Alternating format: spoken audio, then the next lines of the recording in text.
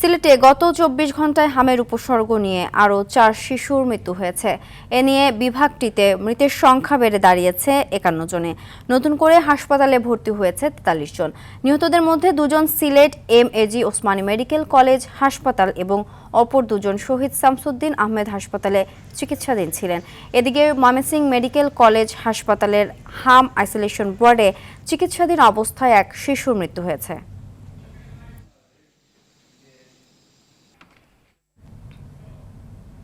হাম পরিস্থিতি নিয়ে আরো জানাতে সিলেট থেকে সরাসরি যুক্ত হচ্ছেন সহকর্মী হাসান মোহাম্মদ শামীম। শামীম, সিলেটে হামের প্রাদুর্ভাবের কারণ কি, প্রশাসনের পক্ষ থেকে কি বলা হয়েছে জানাবেন? সিনথিয়া, খুবই খারাপ অবস্থা।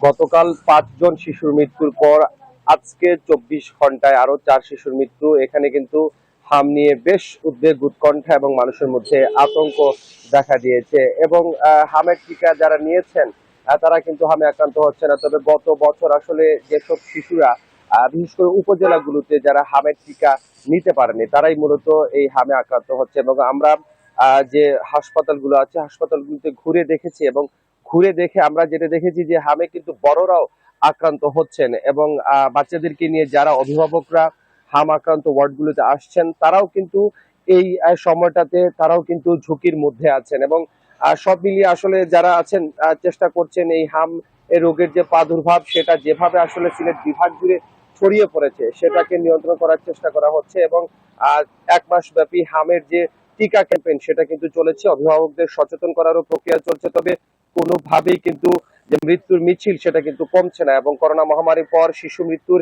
এমন অবস্থা এটা কিন্তু আর সিলেটের মানুষ দেখেননি। সব মিলিয়ে এখানে ৫১ জন শিশুর মৃত্যু হয়েছে, যাদের মধ্যে ৪ জন নিশ্চিত হামে মৃত্যুবরণ করেছেন এবং বাকিদের মধ্যে হামের উপদ্রব ছিল। সব মিলিয়ে সিলেটের পরিস্থিতি অনেকটাই খারাপ, অভিভাবকরা উদ্বিগ্ন নিয়ে আছেন। চিন্তা এটাই ছিল আমার কাছে হাম পরিস্থিতির সর্বশেষ তথ্য। ধন্যবাদ।